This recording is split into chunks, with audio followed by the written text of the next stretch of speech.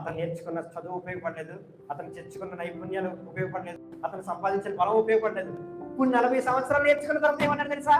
మాట ప్రావీణ్యం కలిగిన మోషే ఇప్పుడు ఏమన్నాడంటే, మాట మాన్యం గలవాడు నాయన, నా వల్ల ఎక్కడ అవుతుంది. అది ఎప్పుడైతే దేవుని ఎదుట విరిగిపోతామో, దేవుని ఎదుట వంగిపోతామో, దేవుని ఎదుట లొంగిపోతామో, అప్పుడు అంట నా వల్ల కాదయ్యా, అప్పుడు తీసుకుంటాడు.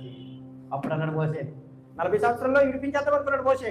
నా పెద్దలందరినీ నేను విడిపించేస్తాను అని ఒక గుద్దుగుద్దని చెప్పేశాడు. అది కరెక్ట్ కాదంటూ పారిపోయి. ఇప్పుడు 40 సంవత్సరాలు దేవుని దగ్గర నేర్చుకున్న తర్వాత మోషే అంటున్నాడు, నా వల్ల కాదయ్యా, నోటి మాంద్యం గలవాడిని. తన కెపాసిటీ తెలుసుకున్నాడు. ఈ రోజు నువ్వేం తెలుసుకోలేదు సార్, నా వల్ల కాదయ్యా, ఇదిగో నువ్వు చెయ్యి ప్రభా, నీ చెయ్యి ఆయనకు అప్పగించినట్లయితే దేవుడు అద్భుతం చేయగలుగుతాడు. పెట్టారా మోషే అదే చేశాడు. నా వల్ల కాదంటే ఇప్పుడు కరెక్ట్గా సరిపోతాం, ఇప్పుడు నువ్వు నేర్చుకున్నవాడు పంపుతాను అన్నాడు. అప్పుడు వరకు పంపలేదు మోషేని. ఎప్పుడైతే నా వల్ల కాదు, నేను నోటి మాంద్యం గలవాడిని ఏమన్నా చూసుకోదేవా అని ఎప్పుడైతే మోషే పలికాడో, ఇప్పుడు సరే అవ్వరా నువ్వు, ఇప్పుడు కరెక్ట్ రాను వెళ్ళడానికి, రా పంపుతారని పంపని పెట్టాను.